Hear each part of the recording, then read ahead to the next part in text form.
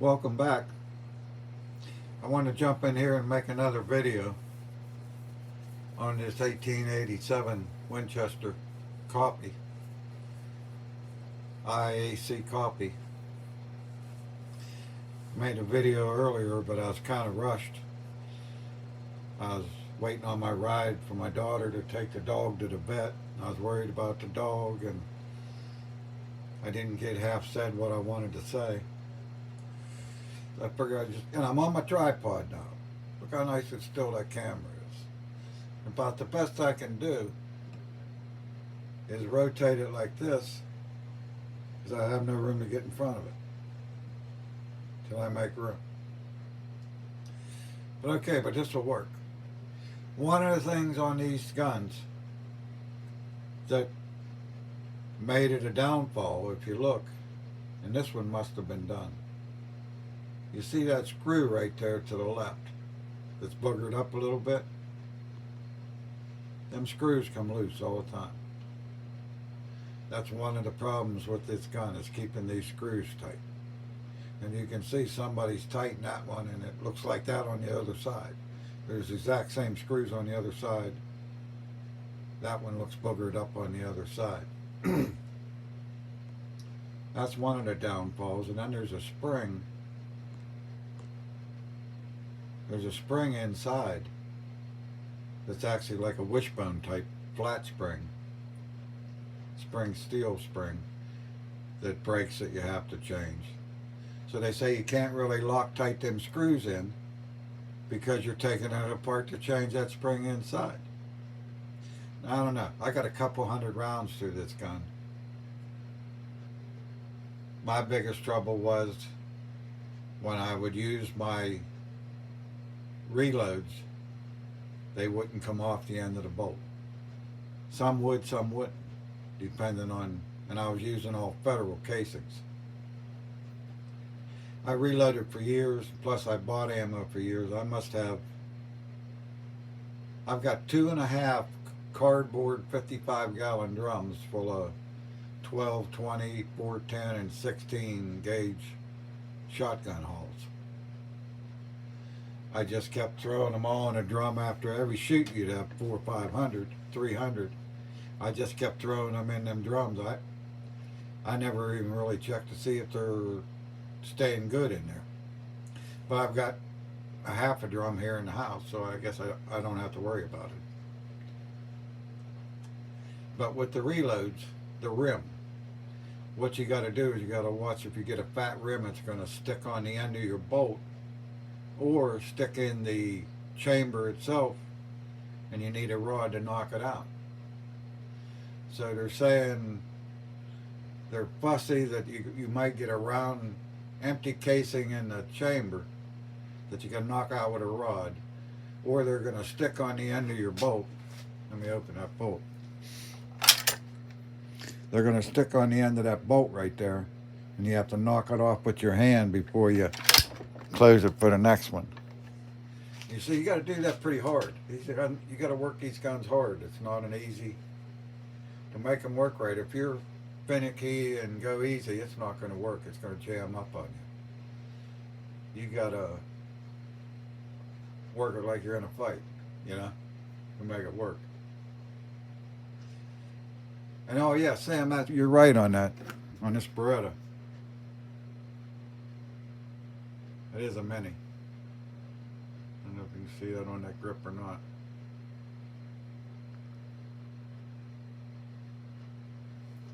Wow, am I putting it closer? I can just turn the camera up.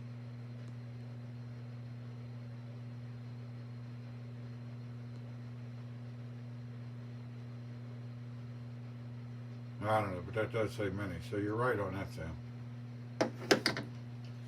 Yeah, like I said, I was upset about the dog.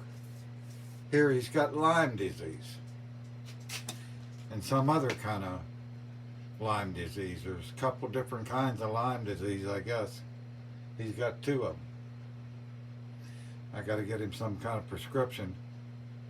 They give me antibiotics and steroids to give him, but I have to get another prescription at a regular pharmacy.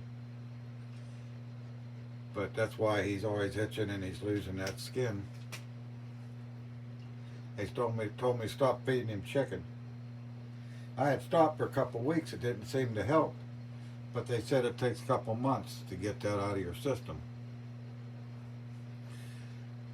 So at least I got him straightened around. And, well, I almost hit it on the head. I said I was going to come home with my wallet $300 later. It was $286.60, and I haven't bought the prescription, which they say is expensive for some kind of, oh, it's like a malaria medication or something they give them for this this type of Lyme disease he's got. Profusia? I'm not know if that's pronouncing it right or not. Profusia is the disease. Lyme disease and profusia.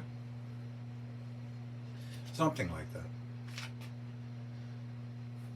Okay, well, like I said, I wanted to jump back in here and... Oh, and what else on this gun? The Winchester company went to John Browning wanting a repeater shotgun, and he wanted to build him a pump. And Winchester, of course, were known for their lever action rifles, so they wanted a lever action. So the story is that John Browning made this thing work, which I guess is in a feat in itself. And if you ever seen one of these and looked at the parts, and even look, half the gun drops off the bottom when you open it up. And look how your bolt's sticking straight up in the air. And it's just a funky design. And they say he had, I guess that somebody had a design that he improved on, or he come up with this himself, but they said it was rushed through, and it was the only repeater shotgun there was, so it didn't have no competition at the time. So I guess they did sell. They made them in 12 and 10 gauge. I had the years in my head and I can't remember. But like I say, it weighs almost 8 pounds. That's a lot of lugging for a little 20-inch barreled gun. It's all in that receiver. Now in the original Winchester models, they're heavy too. I've owned 2 or 3. And I don't remember if they're 7 pounds, but they're pretty heavy too. So I think the whole gun was just thrown out there into the market because there was a need and nobody had one, and Winchester wanted to fill it. And they wanted it to be lever. So this actually was before any pumps were out. Before this, it was only single shots and double barrels. And they say that's why it has so many flaws. They made it work, and it's almost like an old, I guess like an old Model A. You got to have a toolbox come with it to keep it running. That's sort of how this is. Now, I didn't have that problem yet, but like I say, I only shot a couple hundred rounds to it. I shot this in the 97 that I bought the same day. Or I bought them different days, but I picked them up at my FFL the same day. I shot the hell out of them for a while, and then I just put them aside and moved on. It's kind of the way I do it. I'll get a gun, I'll play with it for a while, I'll set it aside and off onto something else. Yeah, I wanted to just jump in here and clarify a few things about this being the first repeater action shotgun produced, or in production. There might have been other ones out there, but they weren't being produced in the market. I'm not sure. I'm gonna have to check on that. That might be like a catch-22 on that. This is just the first one that was ever marketed or sold, you know, produced, or not produced, but mass produced, I guess you'd call it, or put out in the market. Alright, well, that's my story. I'm sticking to it. I just give my dog a whole handful of pills. I'm going to go check on him, make sure he's alright. Yeah, this tripod's alright, I guess. It's a little stiller than my hand. I do have both hands. It's just hard to reach around the camera.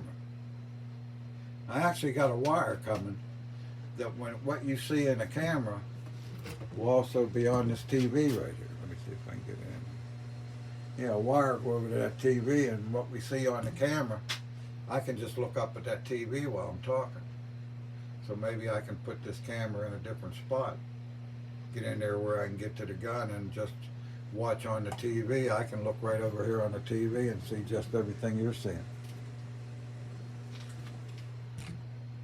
Pretty slick setup. Alright, well, that's my story. I'm sticking to it. Like I say, I just wanted to jump in here. I just felt that other video, I left out a few pointers I wanted to make. And this is actually a fun gun to shoot. I didn't think it kicked as much as the 97. And the 97 got a great big old rubber plate on it, where this one doesn't. Just got a hard rubber. But it was actually a fun gun to shoot. I think I only had 2 or 3 that stuck on the end of that bolt out of all the rounds I shot, and that was out of my reloads. All right, that's my story. I'm sticking to it. Everybody have a nice day. Thanks for coming back and letting me finish off this video. We'll see you all on the next one. I'm 100% relieved about my dog. I was afraid he had cancer or something. I lost my other dog a couple of years ago to cancer. This fucking cancer's all around me. It's closing in on me. Yeah, sorry for that swearing. Everybody have a good day. That's my story. I'm sticking to it.